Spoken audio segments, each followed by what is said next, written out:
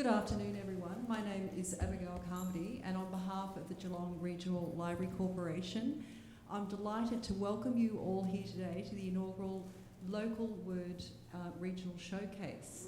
And today's event, The Creative Path to Publishing, with Miranda Luby, Dave O'Neill, Miranda Luby, Dave Hicks and Ellie O'Neill. A little feedback there. I would like to start by acknowledging the Wadawurrung and Eastern Ma original owners of the land on which our library services operate. We pay our respects to their elders, past, present and emerging, and we acknowledge and celebrate the First Nations people of this land as custodians of language, literacy, knowledge and story. Local Word is supported by principal sponsor Deakin University and the City of Greater Geelong. Today's event is also supported by Writers Victoria. Thanks to our sponsors, without them this event wouldn't be able to go ahead. So let me introduce you to our wonderful local authors. Ellie O'Neill. Ellie is down the end there. Ellie is the author of 4 books. Her latest is the very warm, witty and poignant Family Matters. Dave O'Neill, Dave, I keep calling you O'Neill, Dave Hicks. Dave Hicks, brother of Ellie. Dave is the author of 2 crime novels. His latest, the very taut and gripping and with an ending you just do not see coming in The Fallback. And Miranda Luby, whose debut novel, Sadie Starr's Guide to Starting Over, is a very humorous and thought-provoking, important young adult fiction book. So over the next hour or so, we're going to be talking about the creative path to publishing and looking at ideas. We'll be looking at creating a manuscript. They'll be sharing their journey about some of their challenges, their supports, and many other things will come up along the way on the journey. There will be time for questions at the end. So, dear writers, to start a book you need an idea, and ideas can come from anywhere. Authors talk about aha moments, flashes of inspiration. They can overhear a snippet of conversation, or it can be an idea they've carried around for years, or something that's come from their own life. Miranda, the idea for Sadie Starr's Guide to Starting Over came from something that a friend said to you when you were leaving Australia with your family to live in London. What was that your friend said, and what did it get you thinking about? Yeah, that's right. I was about 15 years old, so similar age to my protagonist in the book. And for my dad's job, we were leaving Sydney to move to London, and this was before social media. And I had a friend turn to me, sort of grab me actually with these bright eyes at my leaving party and say, you can be anyone you want to be now. You can completely reinvent yourself. And that moment has stuck with me for many years, this idea of reinvention, of sort of maybe being a better version of ourselves. And I think it's quite a relatable desire, who hasn't made a New Year's resolution or, on Monday I'm going to start walking 3 times a week and go on this diet. And so that's always stuck with me. And that's something I wanted to explore as a bit of a perfectionist as well. I'm interested in this idea of sort of starting over. So that's where my novel started for me. A 16-year-old girl in a toilet cubicle at the airport. Her family's moving from very dramatic Sydney to Melbourne, and she's deleting all of her social media, erasing her online presence, and she wants to become a better version of herself. She's leaving behind a version of herself she's really unhappy with, and something she's done in her recent past that she wishes she hadn't. And I just wanted to explore the question of, is it possible to run away from ourselves, to leave ourselves behind, or will our old selves catch up with us? That was a great start in the toilet cubicle in the plane. Dave, as a policeman and a crime writer, I just can't imagine the endless ideas you would have for stories. But the idea that stuck for The Fallback came out of something that police sometimes have to do, and that is being called out to retirement village after the death of a resident. Can you talk about how this seeded your idea for The Fallback? Certainly, yeah. Obviously, there's an old adage, you write what you know, and obviously being a police officer, I get plenty of opportunity to do that. Lots of things happen in the community that we have to attend to, and one of those being when people pass away, the police are obviously called, and an idea sort of came to me a couple of years ago in relation to what's now the Fallback, and that was in that situation, particularly in a retirement home with elderly residents who may be ill or may be only weeks away from passing, if someone was to step in and assist them to move on, is that person, should they be looked at in the same way as other people that kill people in the community? So that kind of moral dilemma around stepping in and perhaps moving things along when someone wants to die, they're in pain or they're suffering from cancer or ongoing medical issues that aren't going to be resolved, should you be looked at in the same way if you help them as other people that do that in the community for completely different reasons? So that moral dilemma is kind of where the story originated from. Obviously it needed to be fleshed out a lot more, but that was where the seed came from. That's what it got started. And Ellie, you don't have the flashbulb moments, do you? Because you have to go looking for ideas, and your idea for Family Matters came out of research for The Right Girl, and also a character called Evie who popped into your head and wouldn't go away even though you wanted her to, but she refused to go away, and she even started introducing you to her family. So can you talk about that? When I was writing The Right Girl, if anyone's read it, it's kind of based around an app. And when I was writing that, there was I did an awful lot of research. And when you're researching kind of AI and data capture, it's nearly impossible not to kind of research dating apps and what happens with all that data and stuff like that. So I had started doing that and got really interested in it and thought, oh gosh, I'd love to write something around dating and dating apps and matchmaking in that way. And I was like, right, that's my next book. I had it in my head, that's my next book. And I'm going to have a protagonist who's probably, somebody who's actively dating. So she's, mid-20s, that kind of thing. And then this woman came into my head who was like late 70s, like knocking on the door of 80. And she would not go away. And she was so vivid. She was so clear. She had a sore hip, and I could feel her. It was like like a poltergeist or whatever. She had a sore hip. I could feel her hip. She wears these beautiful kind of Lucille Ball style red wigs, and she's very glamorous. She always has her lipstick on, and she's a very wise woman. And I thought, and I knew her name was Evie, and I thought, if I just write her down, she'll go away, and then I can get back to what I really want to do. So I started to write her down, and as I'm writing her, I'm like, oh, I kind of love her. Like, I kind of love this woman, and I love what she has to say. And then next, but I'm going, oh, but where's my date? Who would be interested in this story? And then she started introducing me to her daughter, because I'm like, she doesn't, she's a woman with a rich life, so who's around her?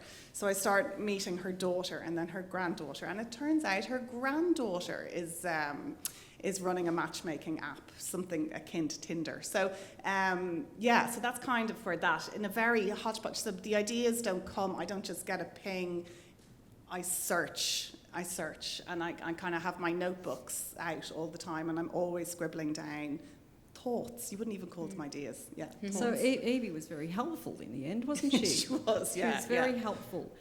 Eric is the main character in your book, Dave. Do you meet a few Erics in your line of work? And was he a combination? You've got your idea, now you've got to step up, some characters need to step into the scene. How did Eric come into the scene? So the title's a bit of a giveaway in the Fallback. So one of the themes of the book for me was how people sometimes, and I meet them often at work, are trying to get away from their past lives, mistakes that they've made, and trying to start anew and turn over a new page. Eric is one of those people. He is, after witnessing something in another town, he's moved to Point Imlay, where the book is set, which is a coastal town in Australia, and he's trying to get his life back on track after being addicted to drugs and lots of other things. So that idea of a fresh start that can quickly unravel is where the idea for Eric came from, and it's obviously not based directly on a lot of people, but we deal with a lot of people who Like Eric. hope to do that. When we speak to them, they're confident they're going to be able to get on the right track, and then 6 months later, you see them back in the same position that they were in. So it's very difficult to do, but that's where the idea for the character came from. Okay, what about Sadie? Miranda, how did she come about? That's interesting that you say that about Eric, because I was getting echoes of Sadie there. Of course, I'm sure their stories are very different, but this idea that I think so relatable of people wanting to start over and sort of run from themselves, even if it's just sort of this perfectionist idea of from Monday I'll stop doing this bad habit, or I'm going to make a New Year's resolution and I'm going to, write 10 pages a day or, a week from now on. And that's something that that I've thought in this black and white way myself, my whole life as a bit of a perfectionist. So that character came to me through exploring like my own struggles with sort of black and white, all or nothing thinking, and this always obsession with, trying to be a better version of myself, and recognizing that that's actually really common in all sorts of different walks of life and different age groups as well. And I just thought, it's compelling to follow someone who, what they want, what they're trying to do, you don't know if it's the best thing for them, and you sort of watch, through your fingers as their world falls apart in front of you, and you're just hoping that they can figure out that you can't run from certain aspects of yourself. You have to turn and face them. And I think that's something we've probably all learnt in our lives at some point. And that's what I wanted to explore, because if I had read a character like that when I was 16, it probably would have helped me a lot. So, that's So Sadie was a familiar 16-year-old. Yeah, very much so. So you've got your idea, and you've got Eric and Evie and Molly and all the characters, and now you've got to put them in a setting. Jane Austen once famously advised writers looking for ideas and inspiration, 3 or 4 families in a country village is the very thing to work on. So in a way, you've all sort of put them in a village setting in a way, haven't you? So I'd like to look at how place helps shape your stories. Sort of, Ellie, you didn't want to write your 4th book in Ireland, but Family Matters demanded that it be in Ireland. And a lot of it was in a village, wasn't it, in Ballyhay? Yeah, which is a fictitious village. I'd written my other novels all set in Ireland as well, and I wanted to do something different. But again, there's kind of some aspects of magical realism in the book, and it demanded that Evie is an old town matchmaker, which is a tradition in Ireland back in kind of up until the 1950s. And so I couldn't have an Australian town matchmaker because it wasn't there. So I was trying to give it that reality, like to keep it rooted in a reality that this could actually happen, that this was, so that was why I had to set that particular story in Ireland. But it could have, if I didn't have that part of it, it could be anywhere, I think.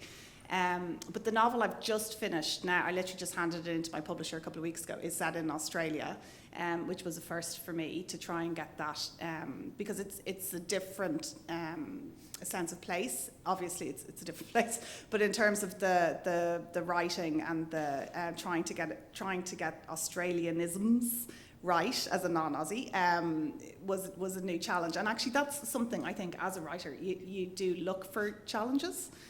You don't want to do the same thing again because you get bored. So you step into something new to push yourself, as if writing isn't hard enough, but to put yourself into another harder situation. Just to set up that challenge. Dave, your crime novel is set in a small coastal town. And how does a crime story play out well in this sort of setting where everyone knows everyone else? Yeah, both of my books have been set in small coastal towns, and I'm sure most people here are aware that there's a real kind of burst of Australian crime writers in coastal towns or in the outback small towns. There's a real pick-up of those type of novels at the moment. So for me, and writing crime fiction, it allows the pool of suspects to be small enough, big enough that you wonder who it is, but small enough that it's not, it could be anybody. and for me, the last book, The Fallback, was significantly influenced by Merimbula. It's not set in Merimbula, but my family went on holidays in Merimbula for many years, so I felt like I knew the town very well. I knew the makeup of the people there. It's a town where there's a lot of retirees, so it fit well with the story, and it just allows me as a writer to kind of focus on a small kind of bunch of people that you can that are living their everyday lives. They're running in into a each small other down the town. street a lot too. That's right, and then you know if it's set in Melbourne, completely, the same book set in Melbourne for me would be written completely different. You'd have to rely on a lot of other aspects, CCTV and all these type of things come into play as a police officer investigating crime in a big town as opposed to a small one. Completely different set of standards that you have to work with. So the small town for me works really well. And sort of, yours is in an urban setting, Sadie's in an urban setting, but she's in a school community a lot of the time too, so it's sort of a village, isn't it, where everyone's contained in one area? Absolutely. People forced together. School, right? What a place for drama. You're forced to sit in class next to the girl that's your sworn enemy and the guy that you kissed at the party. It's perfect for, drama and plot.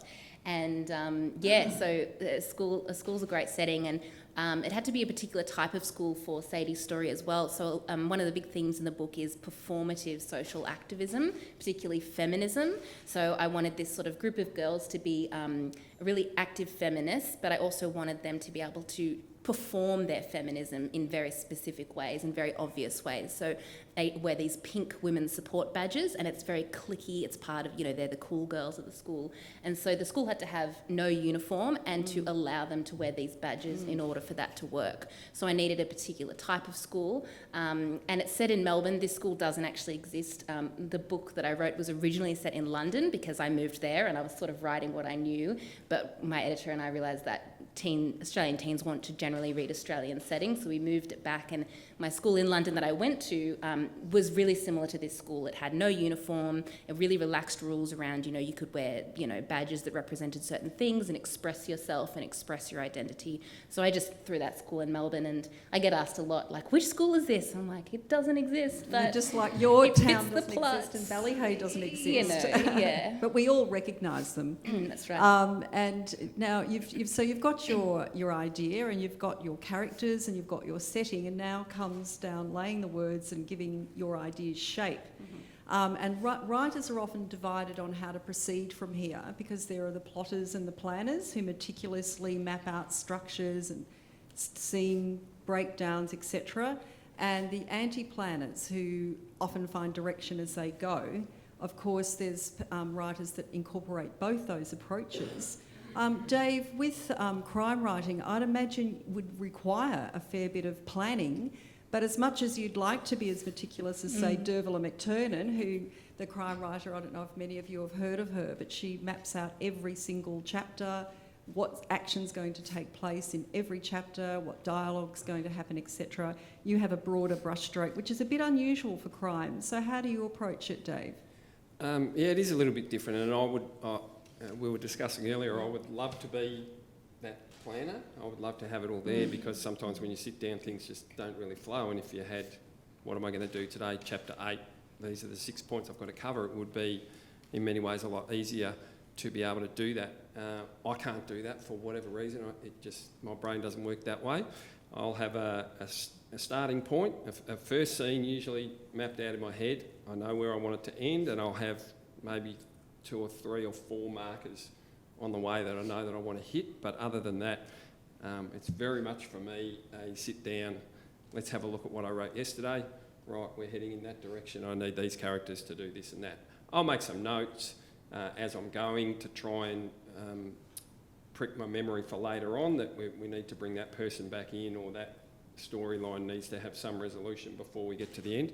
But in general terms, I'm much less a planner than I would like to be. Obviously in crime fiction that's quite difficult, because you have to leave clues and red herrings and all those type of things. So as a consequence of that, there's a lot of work goes in for me for rewriting and editing, because there may be ideas that I had when I wrote chapter 2 that I completely forgot about, and my editor will say, what on earth happened with that couple? So we bring them back in later on down the track when we're in the editing process. But yeah, I do plan a little bit, but only very vaguely. And I think we've got a panel of anti-planners here because, Miranda, you like Flannery O'Connor, the great Flannery O'Connor writer, who said, I don't know what I think until I read what I say. Yeah, that's exactly right. Yeah, I'm definitely not a planner. You might have heard some of you the saying, write what you know. I'm more like write what I want to know, write what I don't know yet, but that maybe by the end of a few drafts I will know, because that keeps me going through the many, many hours at the desk. I vaguely knew that I was interested in this book being about cancel culture, virtue signalling, perfectionism, disordered eating, black and white thinking, but I had no idea how any of that would play out. And I didn't know even what I thought about, say, something like cancel culture, which is really topical and lots of people have different opinions, and I was interested in how that might play out in a school setting, but I didn't know how it would or what my opinion on it was really until I got to the end of several drafts and thought, yeah, that sort of makes sense. So, I'm really interested in figuring out what I think through writing drafts. It's almost a bit of a selfish thing to say, well, I'm just trying to figure out what I think about something, and I could almost put the pen down and be like, oh, well, I've done that now, because it's just a different way of looking at the world, or something that I've discovered which I find really interesting. Yeah, so you're discovering things along the way, Ali, like you do too, because you'd like to be a planner too, like Dave. You'd love the idea of being a planner, but it doesn't work for you either. No. And you don't really don't want to know what's going to happen, but you like to say, as you said, put the lambs on the page. Can you tell us about the lambs? I think, I feel like when I have attempted to plan, because you, as a non-planner, when I hear about it, the plan, I think, oh God, that sounds great. Like what Dave's talking about, like that you know what you're going to write every day, and it's all there and it's mapped out, because there's so much, as a writer, there's so much kind of daydreaming and faffing and kind of fighting with yourself. Okay, well, I need to write, that if you had like a structure and an outline, I think I'd be set. Like it would be great. But anytime I try and do it, it just doesn't work. It's as if I don't know the characters properly or the story until I'm writing it. So I can't imagine beforehand what they would do, because I don't know them yet. So to sit beforehand and start plotting out the story doesn't make sense to me. That they only come alive when they're on the page, and then I start getting an idea of what they might do and where they might go, and so I could have when I've tried to plan, I could have a plan worked out for, this is what the book's going to look like, and then I sit down and I'm like, oh no, she'd never do that. That would never happen. Like that just, it would, because I've gotten to know the characters a lot better, and they've become a lot more real than when at the outset I would have planned it. But I wish I was a planner at the same time. Yeah, nearly all writers who are anti-planners wish they would be planners. Yeah, because there's an awful lot when you're just, like that, it becomes very difficult, because you can end up way down the wrong track, and you can be writing, thousands of words that are not right, and then and you have to bring it back, and then but that's what rewriting is, I suppose. But we're going to talk I think about that's also, rewriting. that's the fun. That for me is the fun part, Yeah. seeing where things go. So for me, if I had it all planned out, it's a journey whilst of it would discovery. be easy to actually write, the fun of finding out what's going to happen would not be there, because you already know it. Yeah, which is. Can someone just write this for me? Like, it's all here. It's like, all do here. I really need to? Get a ghostwriter. Yeah. And then you really know it's a part of you. It sort of comes from this subconscious place, which is, sounds so ridiculous to say, because of course you're the one writing it. But it does feel, I think, in that sense that sometimes your characters do things that you're like, oh, really? Wow. Okay, go you. It's a nice element of surprise. Definitely. Yeah. So you've got, you've got your idea, and you've got your characters and setting. You've got a plan or a sort of plan. Or you're diving straight into it. And now really comes the hard work, the diligence. Because as author Margaret Atwood said, you become a writer by writing. There is no other way. So I'd like to talk to you about your writing practice. So Miranda, as a journalist and an author, you write full time, and you say you don't need to go into the zone for your creative work, and you say that's a good thing. Why is that? Yeah, I feel like if I had to wait for inspiration or be in a zone, I would never get any of the work done. For me, it's definitely about just getting my bum in the chair and getting the work done. And I do treat it like work, and sit down at a certain time in the morning and try to do a certain amount of words or pages or that sort of thing. I think it can be a little bit dangerous to think of writing fiction as too different from work, because then you can sort of be waiting for this inspiration that you feel isn't striking, and what's wrong with me? Am I not creative enough? But really, for me, the creativity comes while I'm working. Like, commit to the work, commit to the difficult part, and then you get these flashes of inspiration, and then the muse turns up.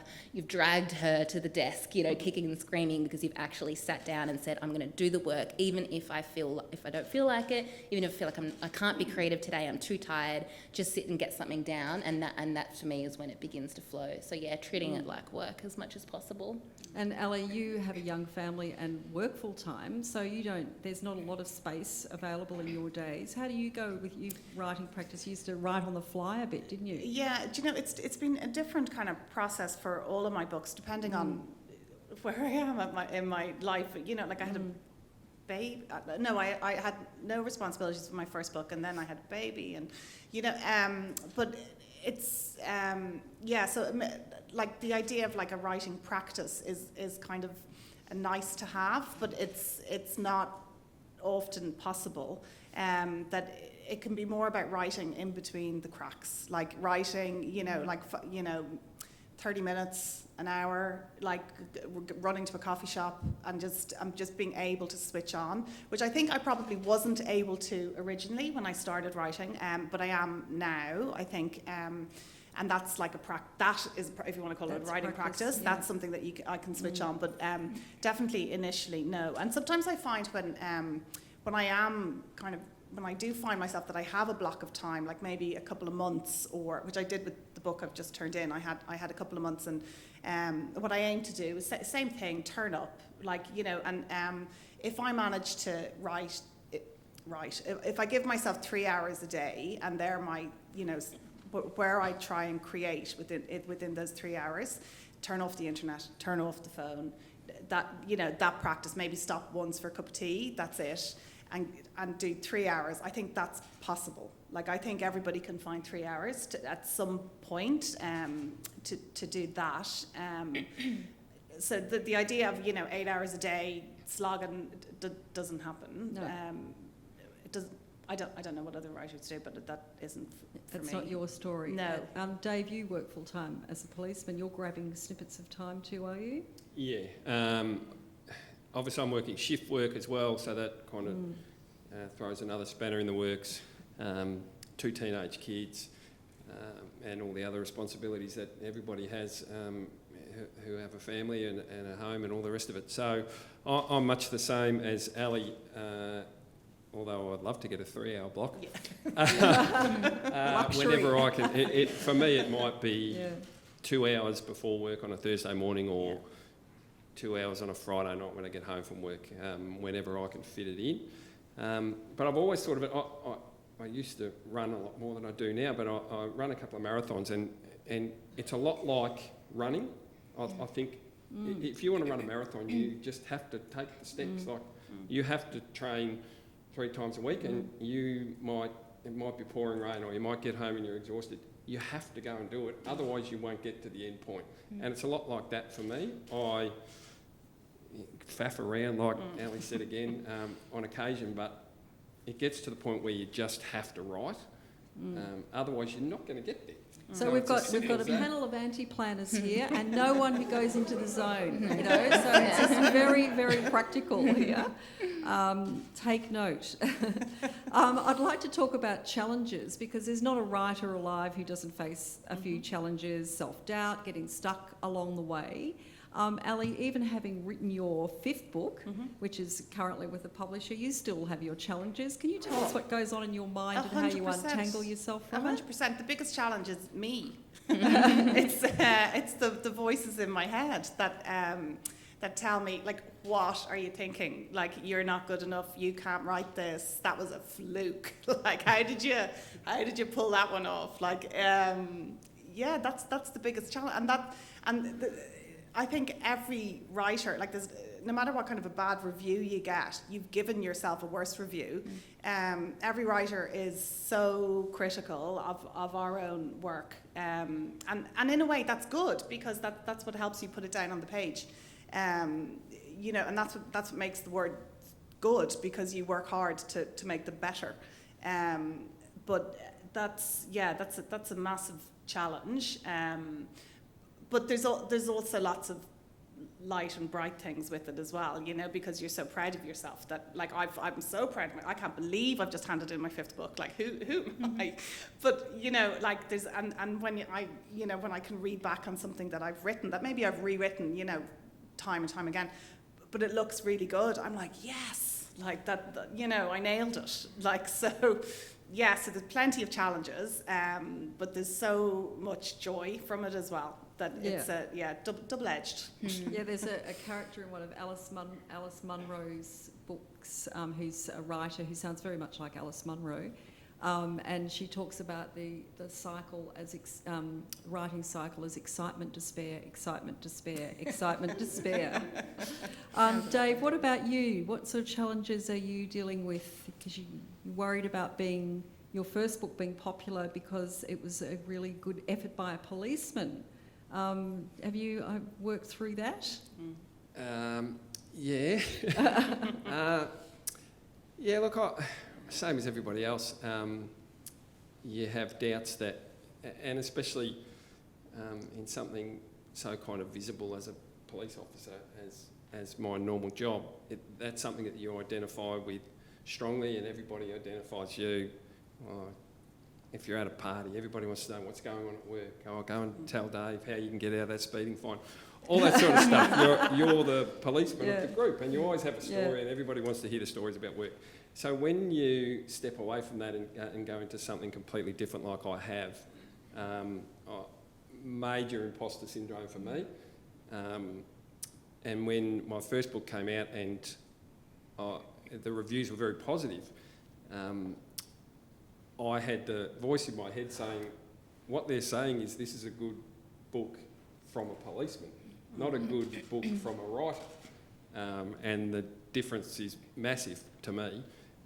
So getting past things like that, little hurdles like that, but like Ali said, you get a lot of positive reinforcement from strangers that just might send you a message on social media or get in touch with you and say, I love the book. Or the biggest thing for me in terms of the positive reinforcement was I had a lot of people at work, particularly older males, who would come up to me and say, I haven't read a book since year 10.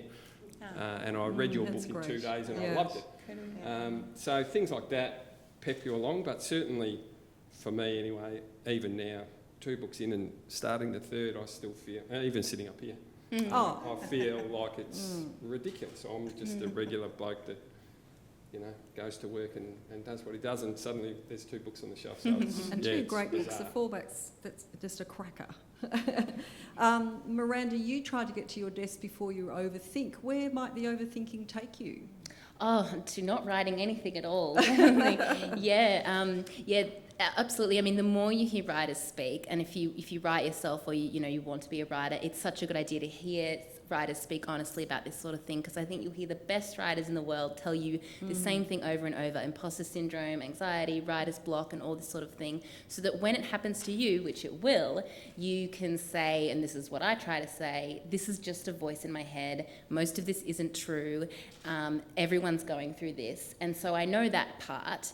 And so I do try to come up with practical ways that just sort of push me through. One of them is getting up really, really early while I'm still basically asleep and just start. Because once you've started a couple of hundred words, the voice does start to go away most of the time. a little bit, and that really helps. Sometimes even it's about moving from my desk to the couch, so it doesn't feel like such a formal, like I'm not serious a writer. I'm just going to lay on the couch and have a few ridiculous have my cat next to me. have my cat, and maybe like have Yeah. a drink even or something like that. Yeah. Just take the pressure off and find these practical ways to sort of snap yourself out of what you do know is they're just thoughts. Everyone's having them. The Pulitzer Prize winning authors are having them. That's right. And so you can find ways to sort of snap yourself out of it, whatever that is for you. And so I try to just practically find ways that just get the words flowing. God, there's some practical advice here today, isn't there? So the wonderful local writer, the late Beverly Farmer, said an important skill for writers is the skill of noticing. And that can be noticing the world around you, nature, people's behaviour, the way they speak, and can also be reflecting on your own life and the people around you. Dave, with all the material that you're exposed to at work, what are you noticing? Were you one of these policemen who are pretending to write a witness statement? And you're writing down a story idea? Well, I do cop that a bit from my boss, actually. He puts his head in the office and says, "You're writing chapter 4." But for me, it's, I have to be very sensitive and aware about privacy issues, so I can't rely too much on, on things like that. But for me, it's more about the two things: the interactions between my work colleagues within the police station, outside the police station, how they handle things, black humour, all of that type of thing that I have inside knowledge of because of my job. So I feel that gives my writing in the crime area a bit more authenticity than maybe some others. And the other thing is the way that people in the community deal with things. We're frontline at everything that you can possibly think of, every scenario the police are usually called. So there's people dealing with trauma, dealing with a surprise notification, someone's gone missing, someone's been found. Yeah. All of those things, you get to see the way that different people react to all the full gamut of emotions. So I've usually got to pick up things like that. I'm not writing them down so much. No post-it notes around your desk? Post-it notes, I'm a big post-it noter. My wife will attest to that. So after the shift, or I may be sitting on the couch and think about the car accident we went to that day, and the way that the damage off the car glinted on the road or something like that, and quickly jot that down and stick it next to the computer and just leave it there for later on. But just trying to pick up those little things rather than anything too kind of specific to a person. And it's the skill of noticing. Ellie, your Molly, the main character, one of your main characters in the book, is really based on a lot of your story. Yeah. So you've really reflected on your experience. I think a lot of, in Family Matters in particular, there's 4 women, four main characters, and I'm in each of them. No person is just one thing, so I'm kind of represented in all 4 of them. So, but Molly's story was particularly autobiographical. She's a mom, and she's staying at home with her 2 young boys, and she's drowning. And she's on paper, she has a perfect life, but the reality of it is she's really struggling. And that was my story, really. That I found it really difficult being a stay-at-home mom. I found that loss of identity. I found it boring. I found it just really, really hard. And so I put her down, and it was a real relief for me to put her down on the page and to kind of put what my thoughts to actually write it felt really good. And then I got some lovely responses from readers about her as well, that they had felt the same way. Now, I know not everybody does, and that's the point. But if I felt it, then somebody else has. That other readers had felt the same way, and that feels brilliant to connect with somebody like that. And that's what a lot of I think what I try and write about is about trying to connect with the reader, and that when you make that connection again, that's another moment of all those challenges are worth it. Yeah. Thanks, Ellie. And Miranda, you know, what were you noticing? You must be, a lot of your book takes place in the virtual world, in social media. Are you noticing what's going on online, or the anger that's going on online? Did that sort of something that you kept an eye out for when you were writing Sadie? I did think, if I'm going to spend this much time on Twitter, I better get a book out of it, you know? Yeah, Yeah, absolutely. So, you know, I do spend a lot of time online, and of course, like, I've got a teenage protagonist and they spend a lot of time online. And yet it's interesting because I was writing this character of Sadie, who's a real black and white thinker. You know, she swings between extremes, you know, whether it's schoolwork, trying really hard and then giving up when she gets a bad mark, or calorie restriction and then binge eating, and this real black and white thinking that I think a lot of us struggle with.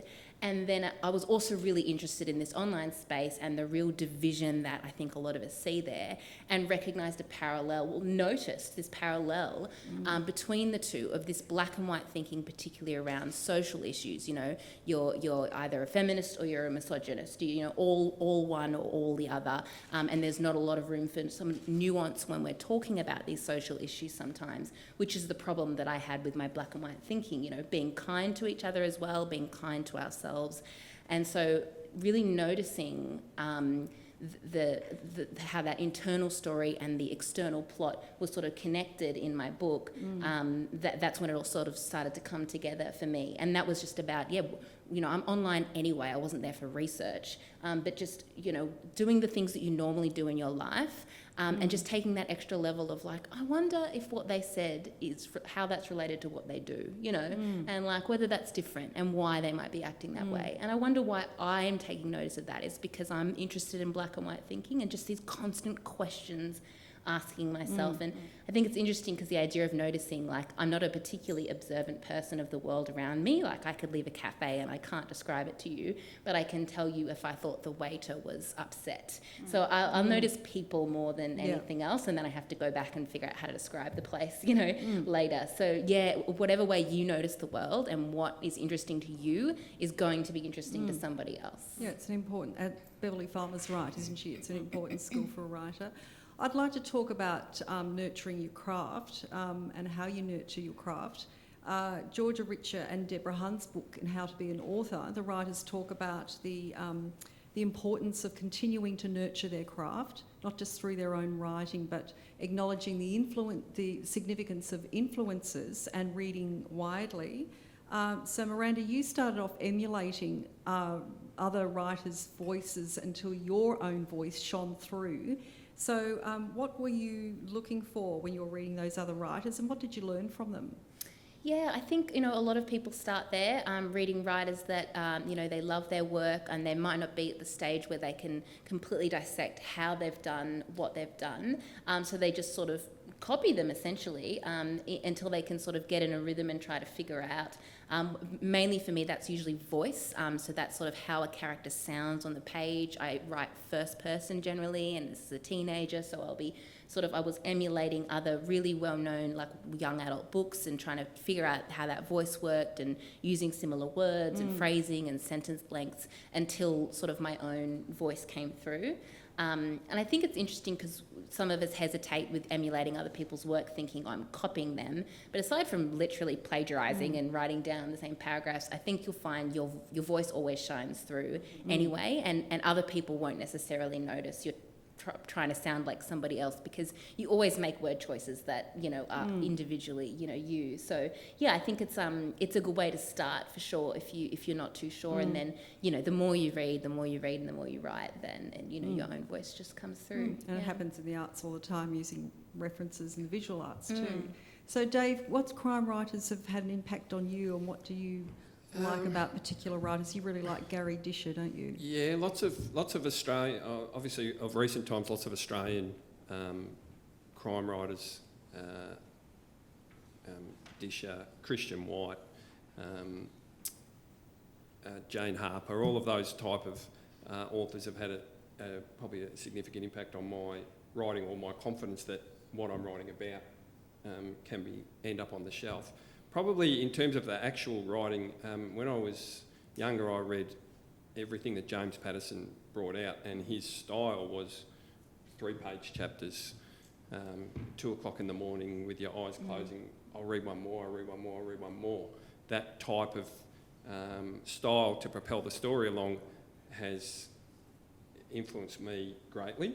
And there's also one book that sticks in my head from quite some time ago called The Day After Tomorrow by Alan Folsom, and it comes down to the very last line in the book. It's quite a thick book, but the entire plot literally comes down to the last line of the book.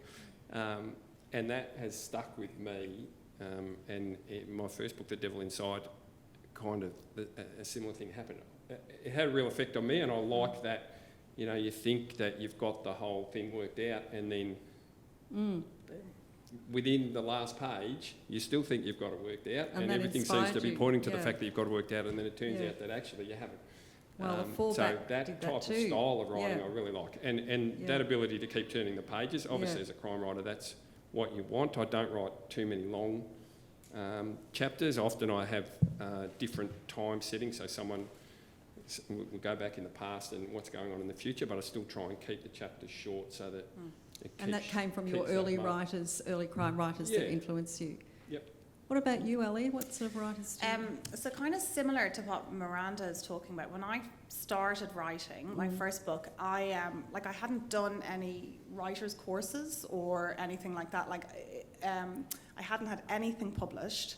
I just had this kind of burning desire to write a book, and I started doing like going back, reviewing the books that I had absolutely loved, and kind of taking them apart. Like, how did that work? Why did I love this? Looking at it really critically and pulling out, you know, sentences, words, like things that just like made my heart race and made me really excited. And I did that. I mean, like that was a long process. I did that while I was writing my first book. So I was learning and writing and learning, and then it would make me more critical of my own writing, which again was good because you need a critical eye. So it was that's what I was doing, which sounds kind of similar to what you were at, Miranda, just kind of like ripping up the books and teaching myself, because they're your best. If you want to write, they're your best teachers, are these like books that you've loved because you loved them for a reason. So find out what it is, why did they speak to you, and I mean that's what I did, and you know, and emulating them, like you know, and then working on my own voice, and that and I mean I found my own voice in my first book, definitely, but and now I have other challenges as I'm further down the line. There's more things that I'd like to do. Like I'd like to be braver in my writing. I'd like to go there further with characters. I'd like to push it more. So you know, the goalposts move all the time as you progress in your writing. And what will you do now that you want to go be braver with your writing and push it a little further? How will you start approaching that, Ellie? Same way. So you just start to pick up some writers. I'll start that maybe, looking at. I've already, you know, start. You know, books that, you know, the books that make you cry, the books that make you feel deeply. Why? What have they done? What has the author done? It's like this series of questions that you ask, and then then it's like, okay, well, you know, how would I approach that? Yeah. I think it's interesting that Ellie hasn't done any formal writing training, nor have I. I don't know about Miranda. Well, Miranda, you've always written, haven't you, as a journalist? Yeah, and actually, I'm quite the opposite. I've done a lot of courses because I'm a perfectionist, and I was like, right, I'm going to write. I better do all of the writing study first so that I can just do it perfectly, and it does not work like that.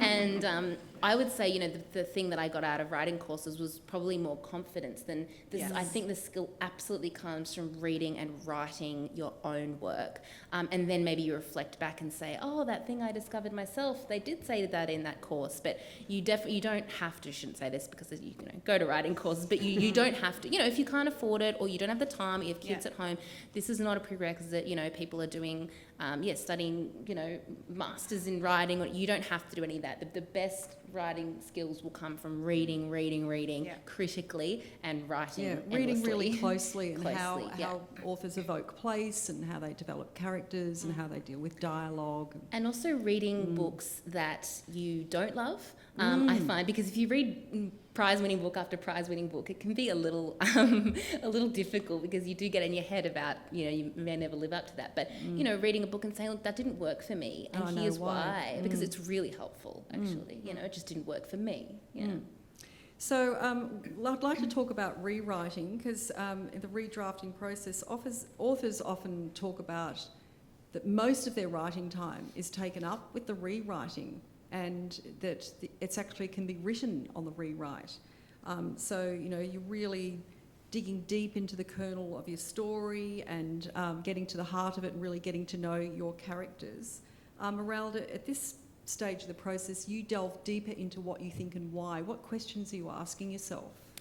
Yeah, it's a lot about intuition, I think, at that point. I mean, you can certainly look up ways to redraft your book, and there'll be lists of questions online, similar to writing courses. But I think, every book is so different that I think, again, coming from the reading and the writing, you just start to notice things. Like for me, I've noticed, I've had one book published, but I've written more than that, and I'm writing one at the moment. And there's key moments that you get to in the rewrite, and I had one just the other day, and the character was about to do something, and I just felt this stickiness, and it was just not quite true enough. I just didn't quite believe, and it was convenient for the plot. And if she doesn't do this, I have to rewrite this whole section. But you start to get these feelings, and it's more practical than it sounds, because you can pinpoint it just doesn't feel true enough, or this part needs to move faster, or this part I can slow down a bit. So less questions and more just like listening to your inner critic, in a kind way, and just saying, believing yourself when you say, okay, this isn't quite working. I might not have the answer right now, but there is an answer, and it's not this. And like you were saying before, Ellie, that you get to a character is going to do something, you think, no, Molly wouldn't do that. You sort of start to really get to know Molly and really get to know Evie and what is an authentic thought or action for those characters, don't you? Yeah, but there still is a lot of, it gets, my first book, it took me, I know we'll get to but it took me probably about 5 years to get it published. And in those 5 years, I probably rewrote that book, I think it's 36 times, something insane like that. Yeah, so, and it improved every time to be, it got better and better every time. But I know a lot of other writers at that stage would have ditched the book because it wasn't working. And then they would advise you write another manuscript and you get the second manuscript published. But the other books, like my third book, just came out. It didn't need a huge amount of rewriting, because I've learned a lot in the process. So it didn't need, that one went easier, and same with Family Matters. It didn't need as many rewrites. So I went from up the top of the mountain, and it's getting easier in terms of rewriting. Family Matters didn't have many redrafts either. No, it didn't. Nothing. Nothing could. 36. That's huge. Yeah. that was a whopper. But you were determined. What about you, Dave? You really like the process of rewriting, don't you? Look, I do, but more so not from the initial manuscript. I'm not great at self-analysing my own manuscript and where I think it's fallen down or where things need to be added. I really enjoy the process of doing that with my editor at that point.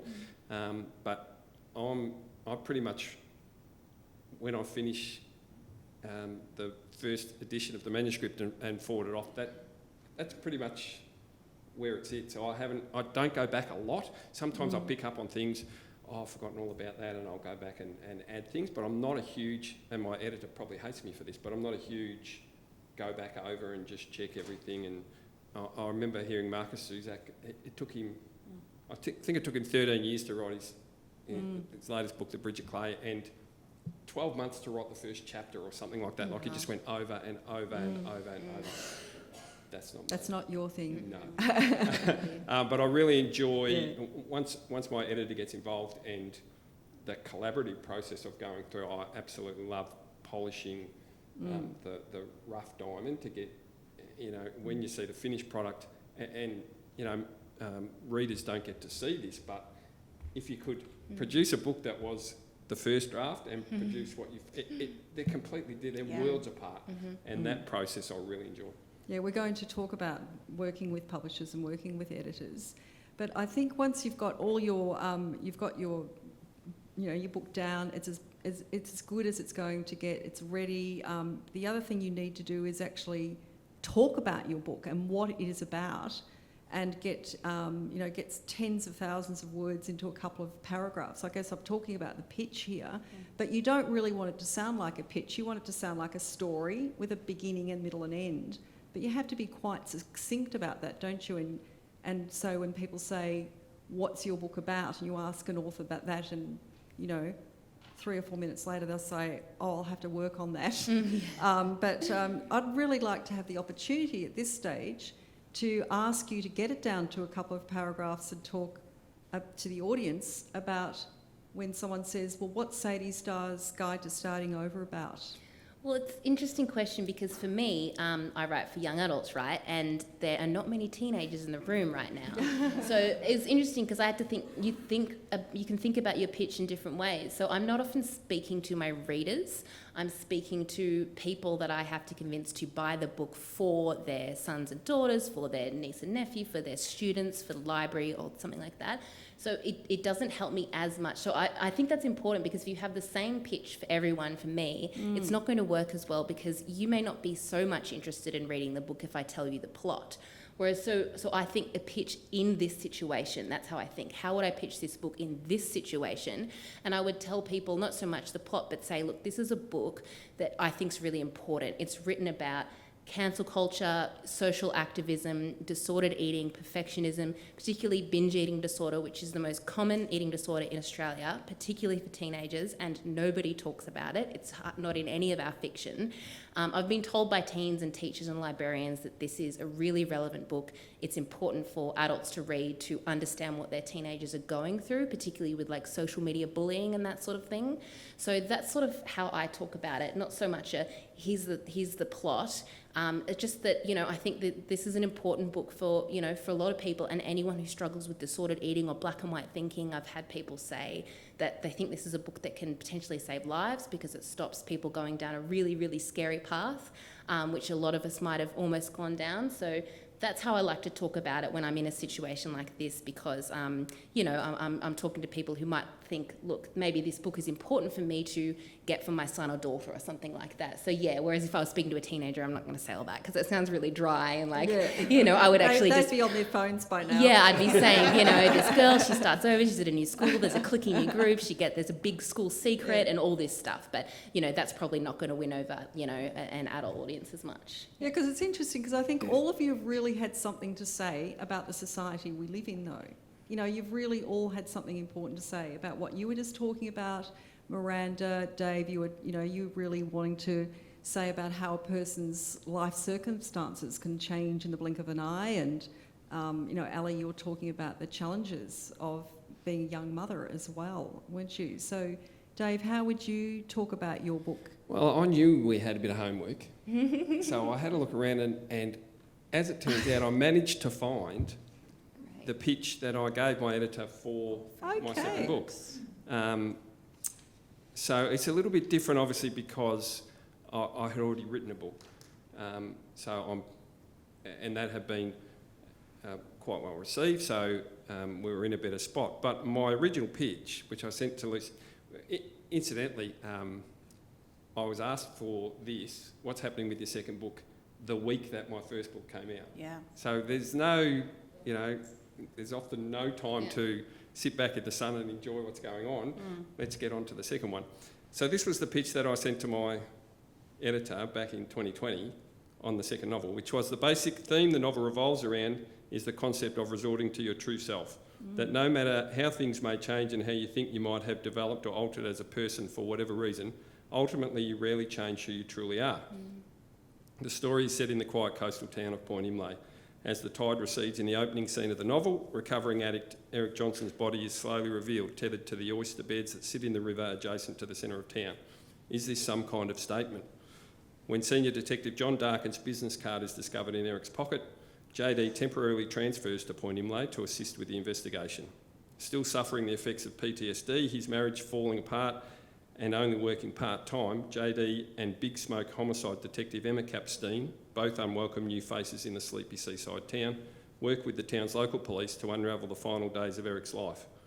Forging an unlikely alliance, JD and Capstein are forced to battle uncooperative residents, the possible involvement of the nearby bikie gang, the unusual goings-on at the Seascape Gardens retirement village, and their own demons. The deeper they pry, the more they realise nothing is as it seems in Point Imlay.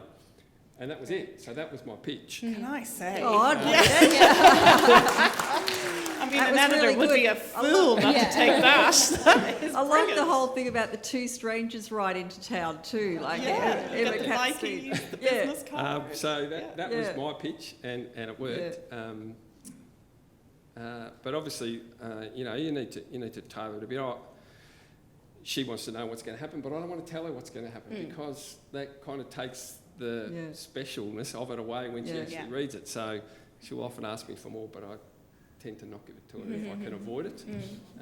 But yeah, a little bit different to Miranda. Crime novel, I've obviously got to get people interested. I need to reveal some of the plot.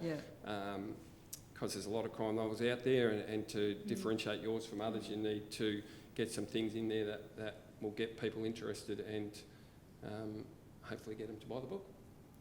Thanks, Dave. Ellie, how would you talk about Family Matters? Well, you see, Family Matters, I didn't have a publishing deal when I wrote it, so that was kind of like a passion project, nearly. Like, it was just something I wanted to write the story, and because I'd written before, and it's different when you're approaching a publisher with the track record. It's a lot easier this time around to get a publisher.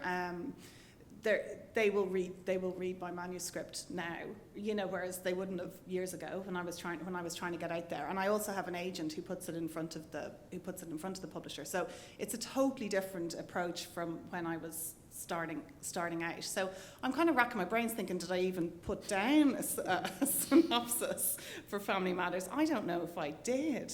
And if I did, it would have just been like a kind of a bit of a paragraph. I'm terrible at giving the blurbs about my books because I feel like I swim in them, and it's very hard for me to pluck out the salient bits, so yeah.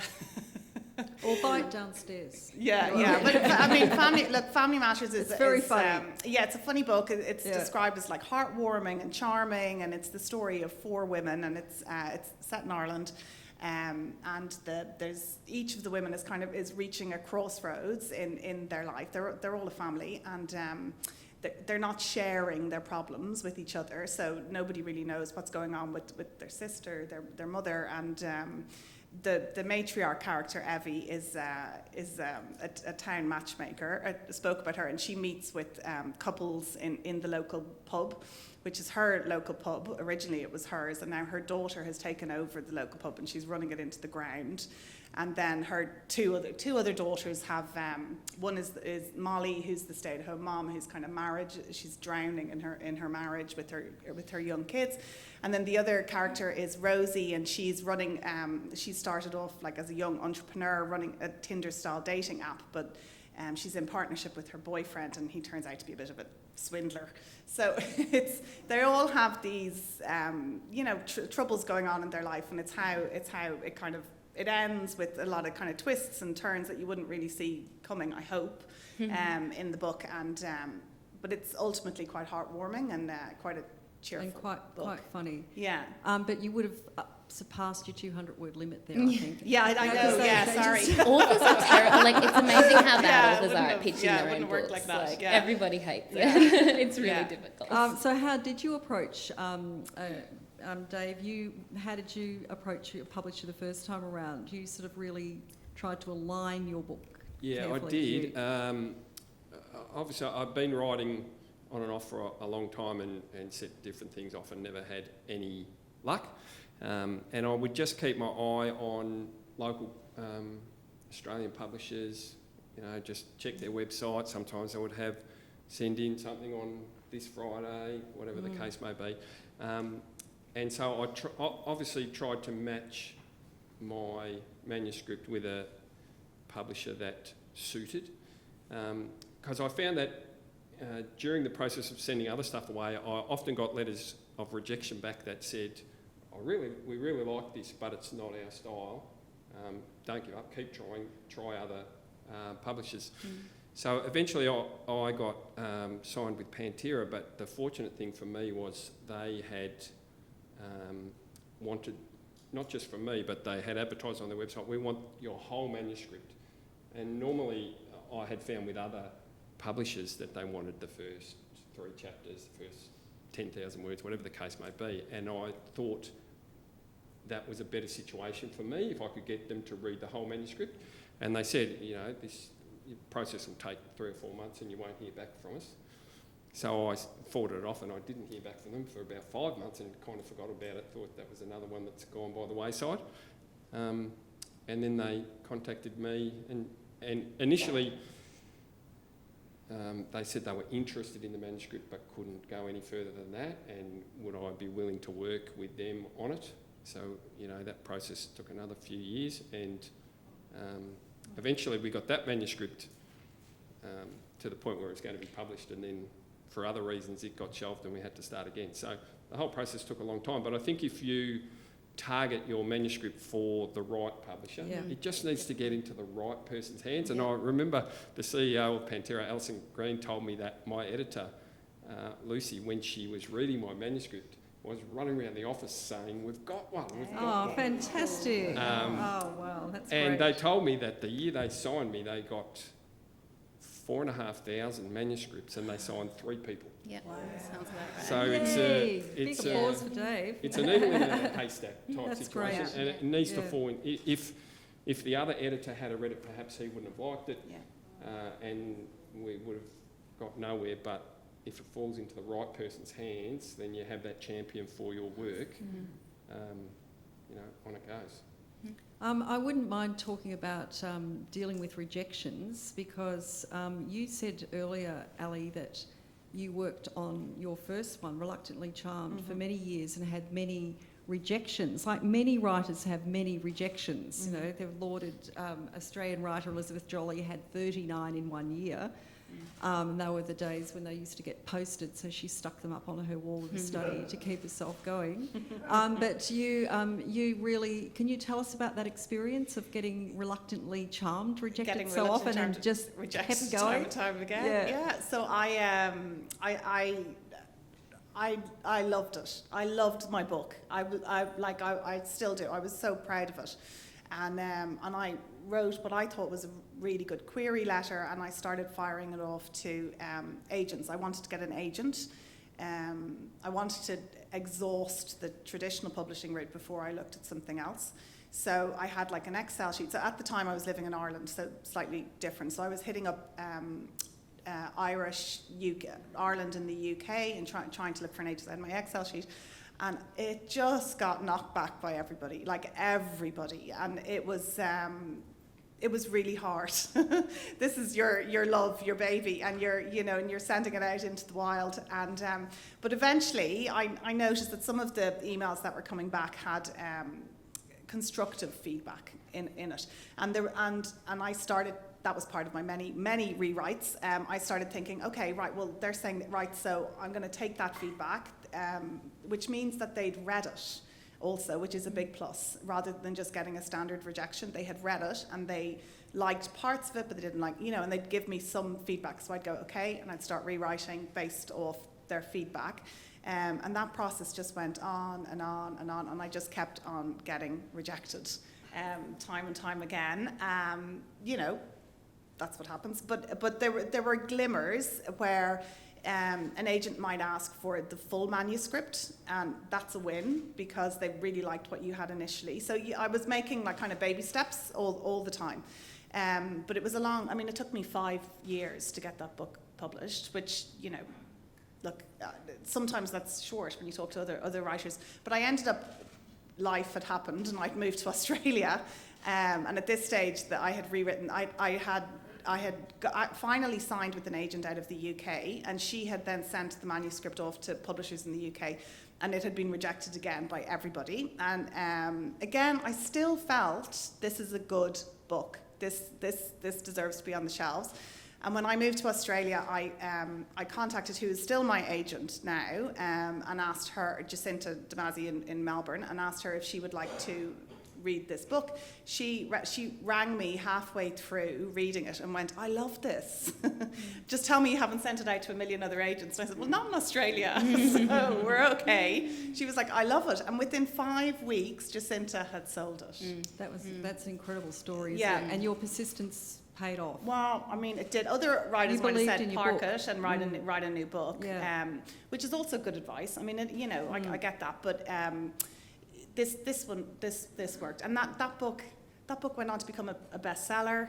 I got it sold in the US. And it was the same book that got rejected so often. It was the same book. Yeah. Well, they're lots, I'd say. Well, anyway. Miranda, how did you get your book to a publisher to have a look at it? Oh, I was very, very lucky because it was still a situation of right person at the right time, but it just happened to be the first person the first time. So I submitted my manuscript in the Text Prize. So Text Publishing is a publisher based in Melbourne, and they were always my dream publisher. And in particular, there was an editor that I really wanted to work with. So you'll notice if you read books, sometimes you read the acknowledgements and they might thank their editor. And every YA book that I read from this publisher had Jane Pearson, thank you to Jane, and I was like, she's my editor. And they have the Text Prize, which opens at the end of every year, and you can submit your manuscript, and they have a shortlist and a winner. And I submitted to that, and you wait a few months, and I heard that I'd been shortlisted. Got the phone call and said you'd been shortlisted, and was thrilled about that. And I knew the winner is offered a publishing deal. And then I got a phone call a couple of weeks later, and the person on the end said, hello, it's Jane Pearson from Text Publishing, and I almost fainted, and I thought, they don't usually call you with bad news, but she said, I have bad news. And good news. And she said, you didn't win, but we'd like to publish a book anyway. And Jane was a person that just connected with the story, saw the heart of the book, and it was just in the right hands at the right time. And I was just so lucky that that happened to be the first place that I sent it. And it doesn't say anything necessarily about the book because, you went on to write have a bestseller, Ellie. But, you can get lucky or you do have to be persistent sometimes and wait 5 years. It's an interesting game, and you just got to play it. And learning to deal with rejections is part of that journey, isn't it? Really. So we've got one more question that I'd like to ask before we get people in the floor to ask questions. I hope you've got a few questions lined up. What advice would you give to people about your learning experience along the road to publishing? What would you like to say, or what advice would you like to provide? Ellie, would you like to start? God, I hate to give advice. Tips. Call it tips. I would think, before you send out your manuscript, first of all, finish it. You'd be surprised. First of all, finish it, and then I would say just make it the best you can possibly make it. Stand over it and feel really proud of it. I think that's, once you're proud of the work, that's it, isn't it? That's what it's about. So, that would be my number one tip. Okay, thanks, Ellie. What about you, Dave? My advice would probably be just to stick at it. Everybody gets rejection letters, and like I said before, it just needs to, if you're confident, and that's a hard thing before you've got a publisher, but if you're confident that what you've written is engaging and your friends have read it or your family's read it and they enjoy it, then there's going to be an editor there that will like it. Yeah. So don't get down because of any rejection letter that you might get, or feel like you're treading water and not getting anywhere. With each one that passes on it, you're getting closer to the one that will accept it. Do you feel like when you do get that rejection letter that it's sort of a different, you're putting on, taking off the creative hat and putting on the business hat, there's a different part of you that's dealing with the writing business at that stage? Yeah, I think separate? so. we've all heard, J.K. Rowling. Yes. She got rejected however many times, and look at her now. So you have to try and take positives out of it. Like I said before, with some rejection letters there, and like Ellie mentioned, they give you a glimmer of hope. So you've just got to hold on to that and keep. You just got to keep putting it out there, and hope that people may not. The great Australian novel may be sitting in someone's drawer because that person hasn't actually got it, and it may have been rejected 20 times. So there is an element of luck, no doubt about that. But I think you just need to persist. If it's something that you really want to do and you really think that you have the ability to do it, and the people that have read it have enjoyed it, they don't just say it. It's different when you get outsiders, but your family, I certainly know members of my family would tell me, this is good, but I didn't like the ending, or I didn't like this. So take that on board. They're not just going to tell you it's really good if it isn't, because they know that they're setting you up for a fall if it's horrendous, and they're telling you that it's good. So you've just got to stick at it, I think, is the key, and hope that it falls into the right hands. Ali, your sisters are your readers, and they're pretty brutal, aren't they? Yeah, they are, yeah. They're pretty straight up, yeah. But you do need that. You do need someone to tell you that that's not working. I hated her. She's no good. Like, in terms of the characters, like, it makes a huge difference. They're my first readers, and they can annihilate me. But that's okay. That's okay. Yeah, it's all done. It's all done with a good heart. You still speak. Yeah. What about you, Miranda? What tips would you provide? Yeah, I think, one of the hardest parts in my writing journey was, like, before I really started taking fiction writing seriously, and there was like a couple of years, all my life I've known, I think people who want to write a book, it's almost all your life you've known, you've got a book in you want to write a book, and you have, like, I had the years past where I thought, I really want to give this a go, but I'm so scared of failing. And it was, quite an anxious couple of years. I'm thinking, I don't know how to begin. It feels like such a huge mountain to scale, and what if it goes nowhere?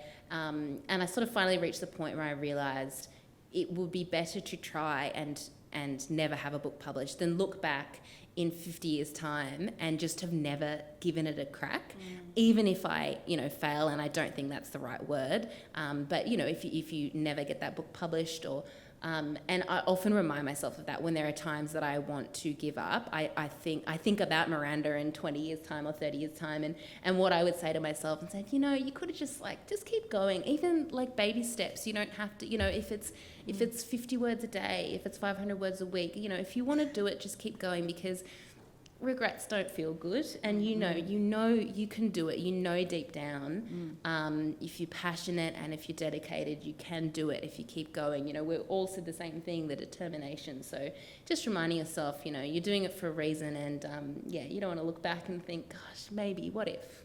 Aren't they all inspiring? So we thank you for that, and we'd now open it up to the floor for any questions you might have for our authors. Any questions?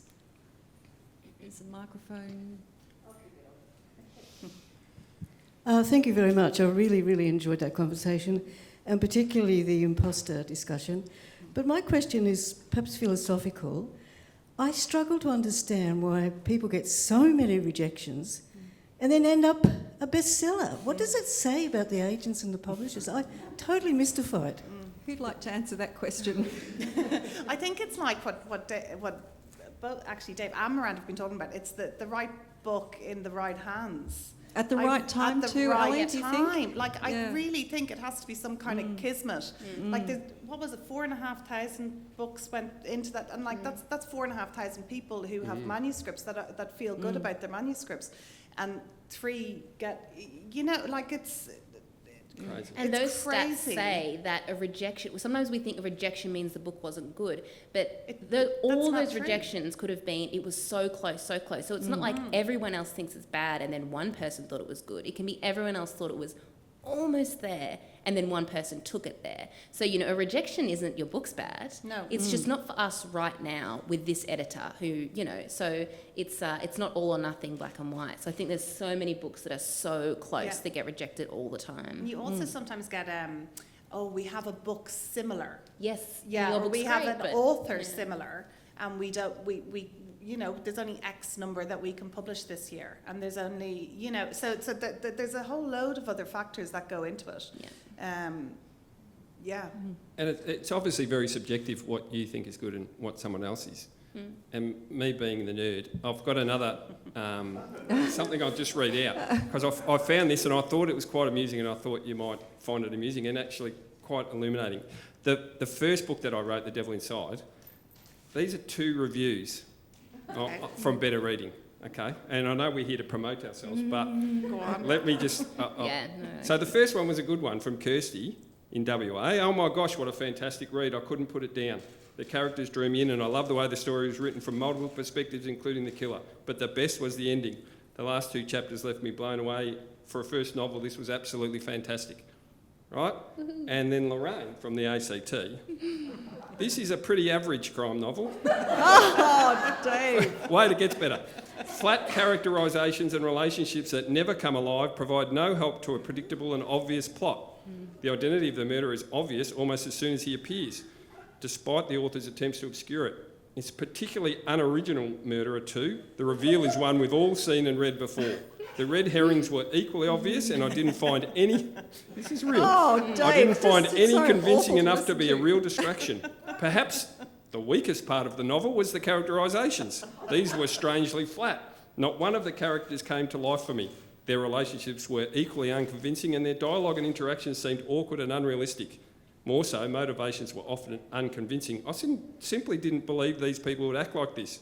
As a result of these flaws, there wasn't a lot of tension in the novel. Not only were there no surprises, but at no point did I care very much about what was going to happen and how.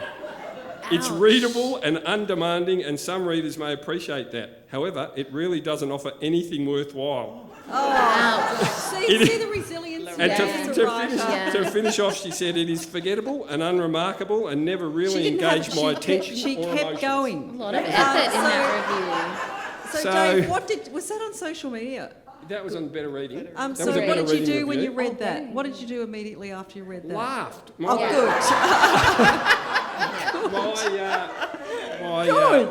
good. The publishers actually sent that to me, and it was a list of probably 100 reviews, of which 95 were like the first one, and 5 were hilarious. And perhaps it's the policeman in me, but I get some perverse pleasure out of reading.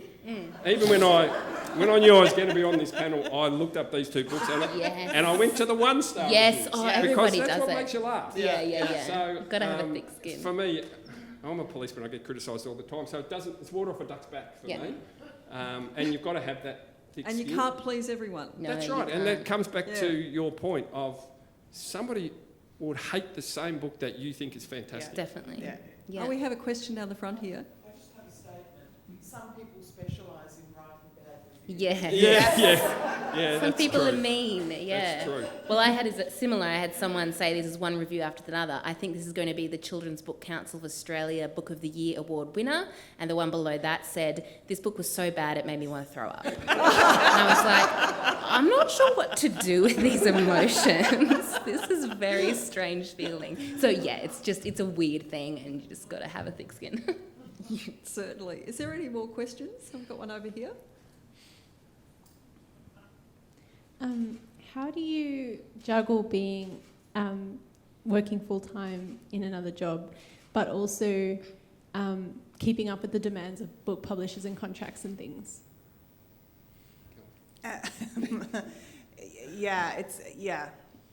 You just do. It's the same as anyone. You know what? Like, it's the same as anyone, like, with the job and with life, and you just, like, hobbies or whatever. Like, you just fit things in. I find when I'm under, like, deadline pressure and stuff, it's 7 days a week, and it's getting up early. It's trying to carve out the time, but you just do.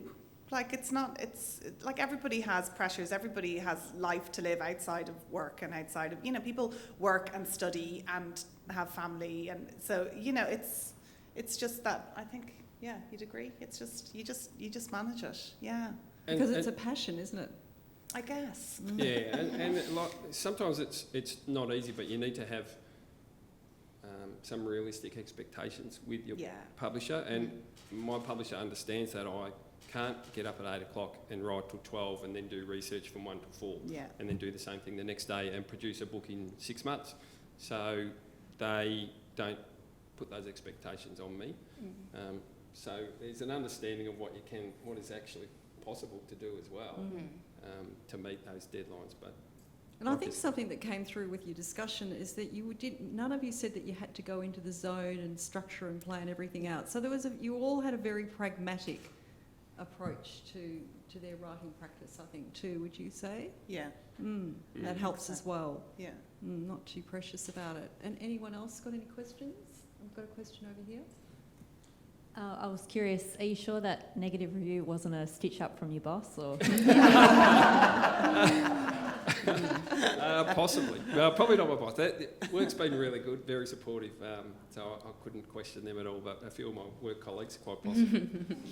I'm glad you had a laugh, though. Yeah, well, you Didn't put your face in your hands. And well, we've all had experiences where someone said, read this book, I love it, it's one of the best books I've ever read, and you get 50 pages in and who's... Can't be friends with you anymore. Yeah. So, it's very subjective. yeah. I did have a question, sorry, a serious one. When you, obviously as writers, your imagination's just working 24/7. How do you deal with all the excess ideas? Do you sort of think, I can't cram all this into the one story I'm writing now? Do I put it aside, or do you try and make everything work, or how does that work? Yeah, well, initially I did cram everything into one book, and then I had to pull a lot of it out. So it is something that I think some people do when they're first starting writing. Every idea they have, because it can be a good idea, it sort of can go into the one book, and it's too much. And so when I was working with my editor, we pulled a lot of those subplots out, and now I have a lot more material to work with for other books. So I think just jotting, if something comes to you, try not to be distracted. Really question yourself about whether or not it fits in your manuscript at the time, and just putting it down and saying that I'll come back to it for another book or for another short story or something, because you'll always have these they just want to distract you. They're really vying for your attention. These new characters and new worlds and ideas, and it's a bit about discipline, I think, there, and just being yep, I've been inspired, but I can just put it down and come back to it. Yeah, Come back to it another time. I agree. I think it's the same thing. Once you have your idea, whatever it is for your book, that's the one to stay on track with, because there's other ideas calling you, taking you off. And what about this other book? Remember you were going to write this one, and you just have to park it and just stick with what you've got, and try and just move that forward without the distractions of the other ideas. Yeah. There's nothing more appealing to write than the book that you're not writing. Yes. When you are, because writing is so hard, and you think that one's going to be easier to write, because everything seems easy when you have this idea and you're and I'm just going to write that and it's going to be amazing, and then you're oh, it's terrible. So it's really tempting to be oh, maybe that'll be an easy one, maybe that'll be a better one, maybe that'll sell more copies, but it's a lie. Don't listen to it. Stick with your idea. We've got time for one more question. Is there one more question?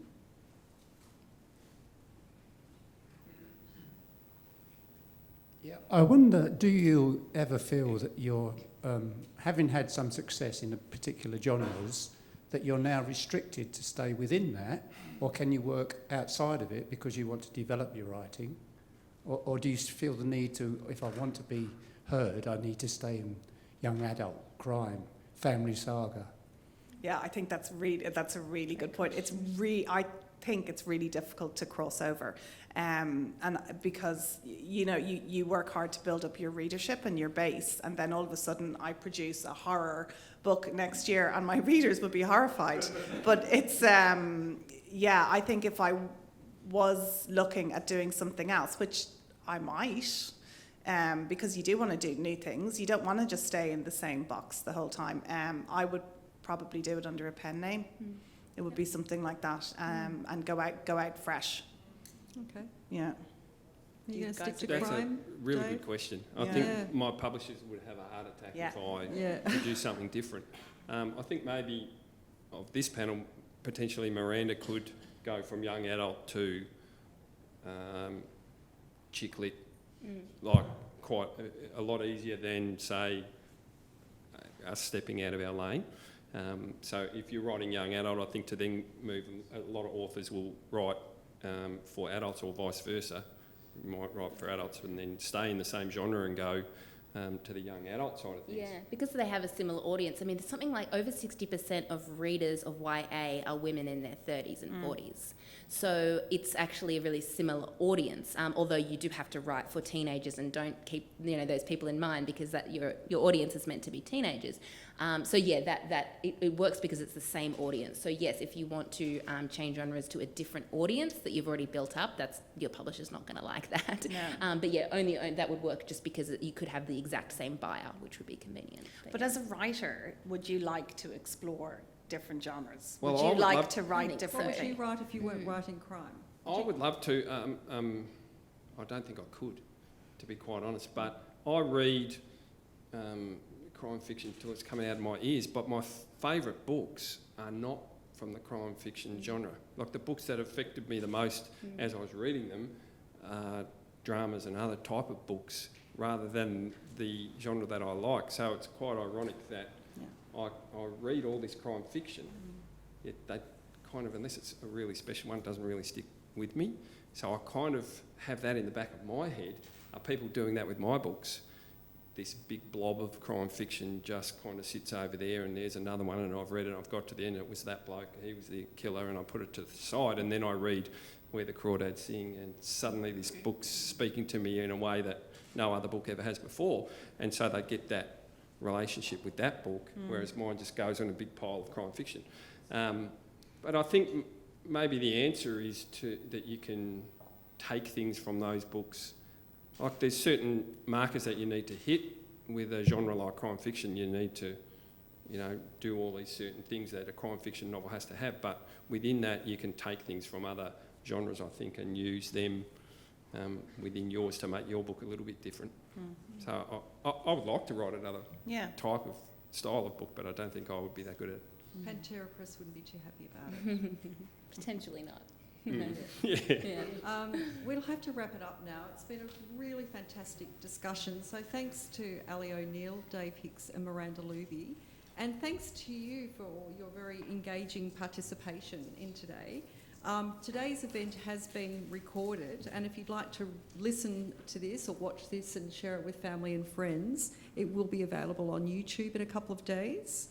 Also, Showcase Booksellers Talk eBooks has a pop-up bookstore on the ground floor, Key Kiri Niche, and they're operating all day, I believe, where you can purchase books by our authors here today and back copies and books from all the presenters that have been part of Local Word Showcase as well. And your previous books, I think, are available down there, Ellie and Miranda and Dave. And there's, of course, the library books that you can have a browse at as well. So thank you so much to the Geelong Regional Libraries for hosting today's discussion and attending today's event and being so actively and enthusiastically engaged. It was terrific, and thank you for being such terrific panellists as well. So enjoy the rest of your day, everyone.